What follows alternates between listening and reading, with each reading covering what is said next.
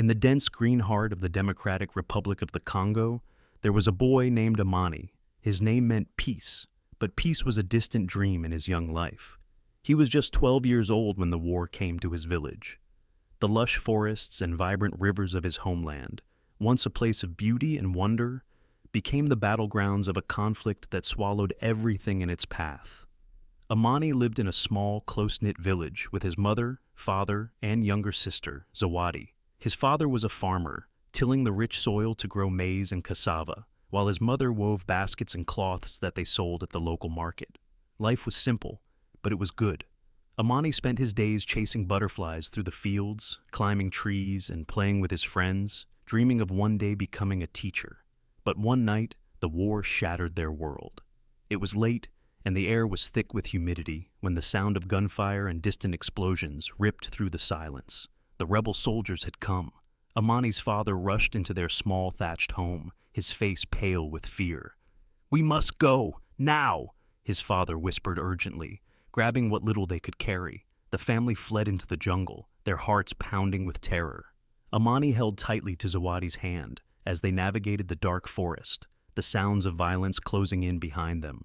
The once familiar woods now seemed menacing, filled with shadows and the echoes of war. For days, they moved deeper into the jungle, hiding from the soldiers who were burning villages and capturing people. Food was scarce, and fear gripped their hearts. But they had each other. Amani's father promised they would find safety. But hope was a fragile thing. One evening, as they rested by a river, a group of armed men appeared from the underbrush, rebel soldiers.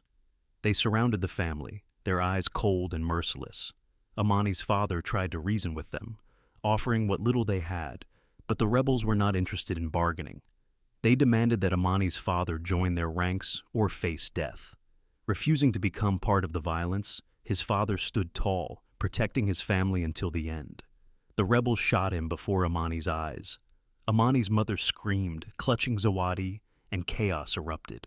In the confusion, Amani felt a soldier grab him, dragging him away from his family. He struggled, kicking and shouting, but his voice was drowned by the noise of gunfire and his mother's wails. The jungle swallowed him whole as the soldier took him to a rebel camp deep in the forest.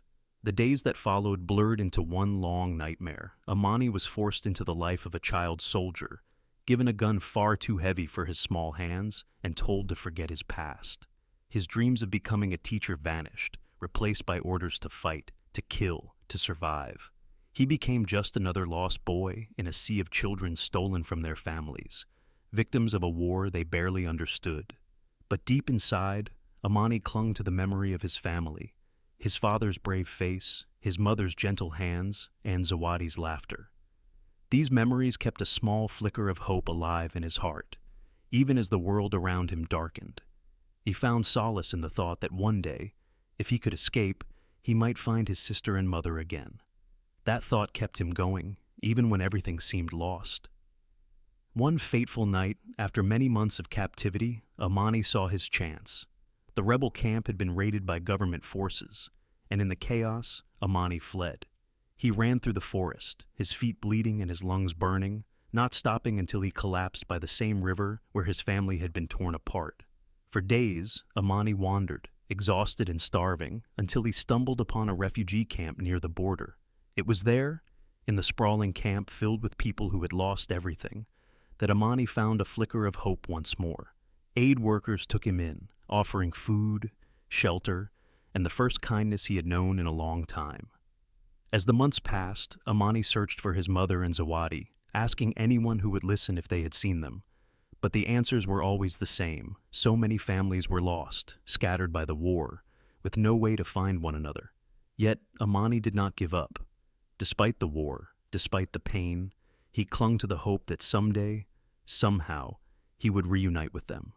He never stopped believing in the possibility of peace, just as his name, Amani, reminded him to.